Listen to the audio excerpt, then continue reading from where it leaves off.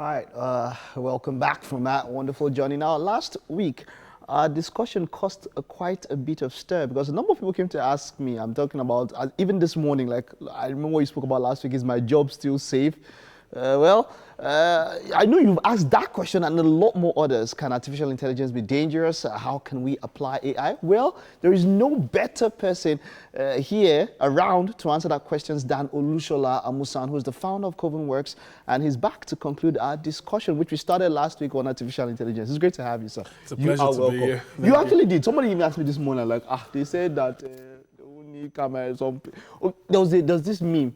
There was a cameraman on a helicopter, and then he's with a camera. And then just underneath you see a drone. I'm like, look, you've taken two jobs. The pilot is not there. The cameraman is not there. So there is quite a bit of people are scared. People are scared and all that. But let's move on. How will artificial intelligence change the future? I think that's where we stopped last week and all of that. Let's pick up from there. How would AI change the future? Well, that's a huge question. And there are a variety of ways we should begin to look at how AI is going to change the future. I'll give you a few examples because this is a field that impacts on every other field. It impacts on how we live. It impacts on how we love.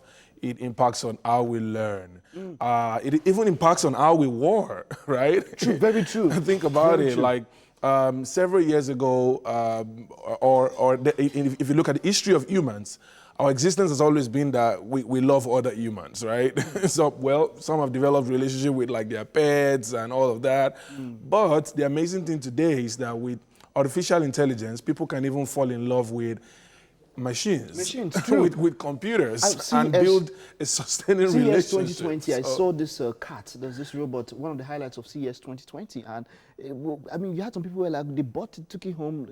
Look, I love this cat. I love this cat. I mean, it's actually been said by virtue of research that most artificial intelligence chatbots or virtual assistants actually get more sort of like suitors. They get more. They get men, they get women talking to them about love than every other thing. So it changes the way we love, it changes the way we learn, it changes the conversations around healthcare. I'll give you an example around how in the United States and everywhere else around the world, most times when two laboratory attendants or oncologists who are taking a look at the cancer patient, take a look at the case, 60% of the time they will never have agreeing results. They always have varying results, 60% of the time. So accuracy is very important in the diagnosis of cancer, for example. Now, did you know that before using or applying new methods like deep learning, which is a part of artificial intelligence, these oncologists actually conducted, or they made patients to go through, very invasive biopsies. They actually had to, take tissues from, these, cancer-affected parts to be able to find out, only to find out that these cancers were benign, not malignant. And because of computer vision, which is part of artificial intelligence, doctors are now able to reduce the amount of benign surgeries by 50%. That is huge. It is. That is like people who just don't even need to get a surgery, they've been getting surgeries.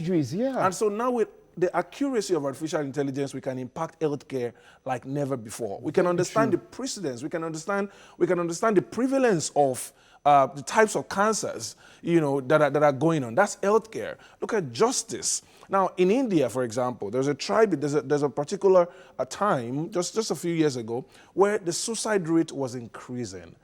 Farmers were essentially killing themselves because they had borrowed loans, and after taking loans, they realized that their yields are not as much to be able to pay back the loans.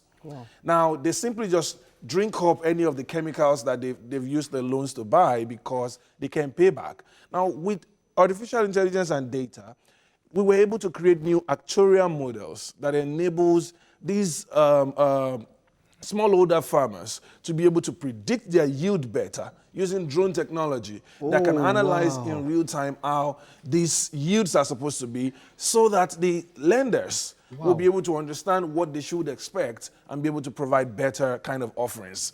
So there are a variety of ways. Think about driverless cars, reducing traffic. Imagine how much time we could spend doing more valuable things if our vehicles can communicate with each other. Themselves, and so before we leave home, we won't all have to face Third Mainland Bridge because all the vehicles can go in different directions, understanding the best routes to get to work. Think about all of these things. Education, there are 13 million out-of-school children in Nigeria. Conversations are around whether the government has good policies in place, budget and all of that. But other questions are, we don't even have enough teachers for schools, right? So if you think about the future of education, you will realize that it's about individual learning pathways and being able to provide education that is available for all through artificial intelligence. So understand that there's no way to just put everybody together individually. There are specific things to you that you learn that I might not, pick, when we bundle people all together in the class. There are and all 1 billion people living with one disability or the other in the world. It means 1 out of 7 of us have a learning disability. What it means is that all of those guys you packed in class that you thought they were dumb, they were not just able to learn the way our teachers were teaching. So today in the world, you need to be able to create individual learning pathways for every student. And that's expensive to do. So in advanced countries and in countries where they're already embracing AI, they're able to use software to be able to create different learning tools, different assignments, different homeworks, different classwork for each student. Now imagine if we were driving to work and every single thing around us helped us to learn. The billboards could tell us anything we wanted to learn. At CES, they also made some of these demos where, I think it was Delta Airline made this demo where you could actually walk into an airport and with your own virtual reality glass or your special barcode, you can see your own individual pathway looking at the same screen. Everybody can see different pathways. You see different things. It's huge. So AI is not an isolated field. It's interwoven with robotics, with virtual reality, with augmented reality, and highly dependent on very solid internet infrastructure. Now, this leads me to my next question. How can we take advantage of all of this? We know that in Africa here, it hasn't really come to us as much as it is in other places. But how do we set ourselves up so that when it does happen, we take advantage of it? So first, we should say it is happening. So it's not even when it does happen. It's important for us to realize that it starts with education. It starts with people, stakeholders, individuals, government, educators, business people actually knowing about the possibilities, knowing about what is available. I know a few tech enthusiasts who will always be at CES. They're Nigerians, but they've traveled, they fly around the world to just see. Some will read about it, some will watch the videos. So it starts first with just educating ourselves about what is possible. Now, I'll give you an example in entertainment that fascinates me a lot. If you watch Gemini Man, for example, you would see that bringing back a 20-year-old younger version of Will Smith is an application of a technology called generative adversarial networks, which is an application area in AI, GANs, right? The ability of AI to be able to recreate images and videos. So think about it. You're indisposed, or for some reason you want to be in your vacation home, but yet you need to present this show. And there is a version of you simulating. So we just put 100 feeds of your videos, 100 feeds of all your past videos on Wake Up Nigeria. We'll put it through an algorithm, and it reproduces a video of you scripted with your script for this program today, asking intelligent questions in real time, and I'm the only one who has to be here. Think about how that is possible. Think about all of the stars we've lost in Nigeria in the movie industry, or maybe we want to sustain or keep.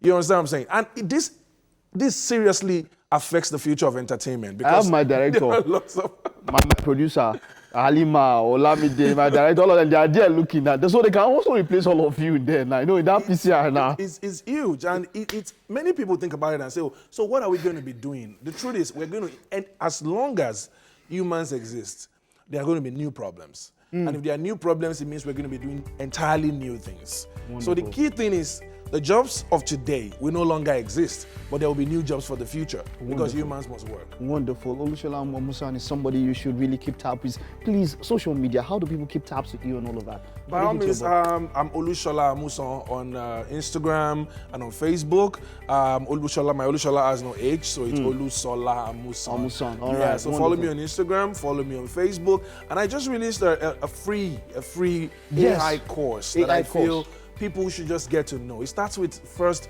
just getting started. They can check that out on www.amusan.ai/learn AI. It helps you to be able to explain artificial intelligence. Immediately after the show, I'll go check it out. Please go check it out. Follow him on social media, man, so that when something's out, we can ask him questions and all of that. Thank you so much for staying so long with us. We'll be going back to the US tomorrow, or this night, right? Thank you so much. Thank you so much. It was good having you. All right, that's it. I hope you don't get too scared. Well, just follow him on social media and ask the questions. You won't be so scared, right?